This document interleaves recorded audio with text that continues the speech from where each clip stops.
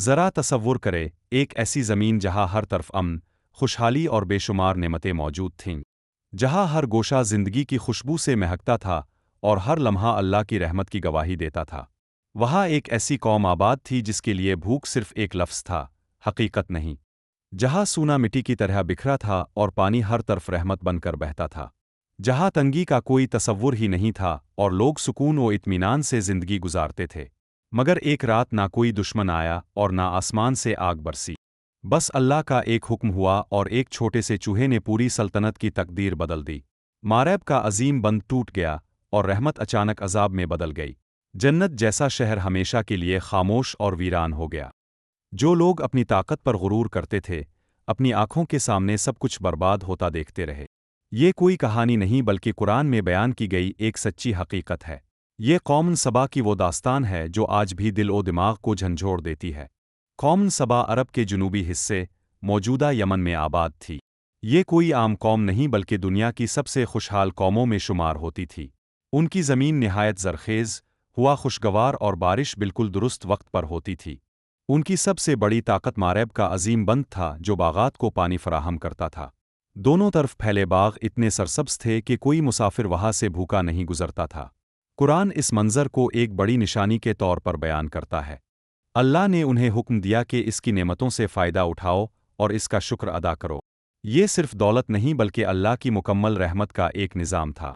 شہر صاف ستھرا، لوگ پرامن اور زندگی نہایت خوشحال تھی۔ اسی قوم کی مشہور حکمران ملکہ بلقیس تھیں، جو نہایت دانا اور باصلاحیت تھیں۔ ان کا تخت شان و شوکت کی علامت تھا اور ان کی سلطنت دور دور تک مشہور تھی۔ یہاں تک کہ ان کا ذکر حضرت سلیمان علیہ السلام تک پہنچا، جو اللہ کے نبی تھے۔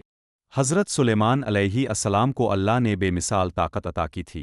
جنات ان کے تابع تھے، پرندے ان کی زبان سمجھتے تھے اور ہوا بھی ان کے حکم سے چلتی تھی۔ انہوں نے ملکہ بلقیس کو ایک خط بھیجا جس میں اللہ کی عبادت کی دعوت دی گئی۔ ملکہ بلقیس نے مشورہ کیا اور قیمتی تحائف بھیجے، مگر وہ قبول نہ کیے گئے۔ تب انہیں یقین ہو گیا کہ یہ کوئی عام بادشاہ نہیں بلکہ اللہ کے نبی ہیں۔ آخرکار وہ خود حضرت سلیمان علیہ السلام کے دربار میں حاضر ہوئیں۔ جب وہ شیشے کے محل میں داخل ہوئی تو اسے پانی سمجھ کر اپنا لباس اٹھا لیا۔ تب ان پر حقیقت واضح ہو گئی اور انہوں نے فوراً ایمان قبول کر لیا۔ انہوں نے کہا کہ اے میرے رب، میں نے خود پر ظلم کیا اور اب میں تیرے سامنے سر جھکاتی ہوں۔ ان کے بعد قوم سبا نے بھی اسلام قبول کر لیا اور عروج حاصل کیا۔ مگر وقت ہمیشہ ایک جیسا نہیں رہتا، حالات بدلتے ہیں اور انسان بدل جاتا ہے۔ ملکہ بلقیس کا دور ختم ہوا، نئی نسلیں آئیں اور حکمران بدل گئے۔ شکر کی جگہ غرور نے لے لی اور لوگ اپنی طاقت پر فخر کرنے لگے۔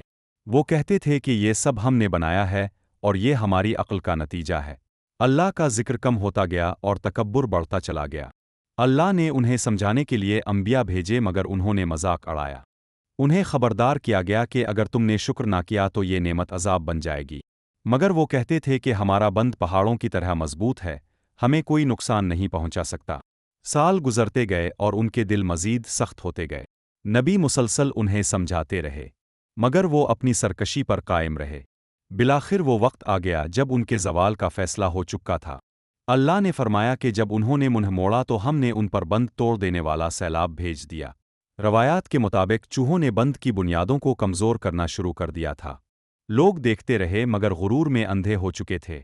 پھر ایک رات اچانک زوردار آواز آئی اور بند ٹوٹ گیا۔ جو پانی کبھی رحمت تھا وہ اب تباہی کا طوفان بن چکا تھا۔ ہر طرف چیخ و پکار مچ گئی اور لوگ جان بچانے کے لیے بھاگنے لگے، مگر کوئی راستہ باقی نہ رہا اور سب کچھ پانی میں بہہ گیا۔ گھر، باغات اور بازار سب ایک ہی لمحے میں ختم ہو گئے۔ آخرکار ایک بڑی لہر آئی اور پوری بستی کو ہمیشہ کے لیے خاموش کر گئی۔ جو زمین کبھی جنت تھی وہ ویران میدان میں بدل گئی۔ باغوں کی جگہ کانٹے دار جھاڑیاں اگ آئیں اور شہر مٹ گئے۔ قرآن بتاتا ہے کہ یہ سزا ان کی ناشکری کی وجہ سے دی گئی۔ ان کا جرم دولت نہیں بلکہ غرور اور ناشکری تھا۔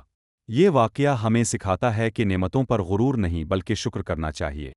دولت اور طاقت انسان کو محفوظ نہیں رکھتیں بلکہ اللہ کی اطاعت حفاظت دیتی ہے۔ اگر نعمتوں کو صحیح طریقے سے استعمال نہ کیا جائے تو وہ عذاب بن جاتی ہیں۔ ہمیں چاہیے کہ اپنی زندگی میں عاجزی اختیار کرے اور ہر نعمت پر اللہ کا شکر ادا کرے، کیونکہ یاد رکھے، اللہ کے حکم کے سامنے دنیا کی کوئی طاقت نہیں ٹھہر سکتی۔